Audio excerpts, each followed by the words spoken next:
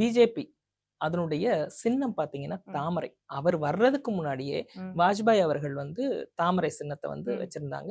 இவருக்கு அது ரொம்பவுமே ஃபேவர் ஆச்சு. என்னன்னா இவருடைய ஜென்ம நட்சத்திரம் பாத்தீங்கன்னா அனுஷம். அனுஷத்துக்குள்ள நட்சத்திர குறியீடு பாத்தீங்கன்னா தாமரை.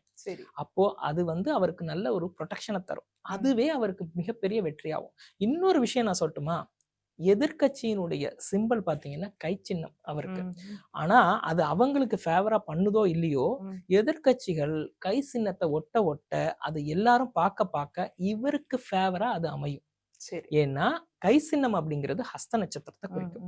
ஹஸ்த நட்சத்திரம் வந்து அனுஷ நட்சத்திரத்துக்கு சாதகமா மாறும். அப்போ எதிர்கட்சியினுடைய சின்னம் கூட இவருக்கு சாதகமா தான் இருக்கு.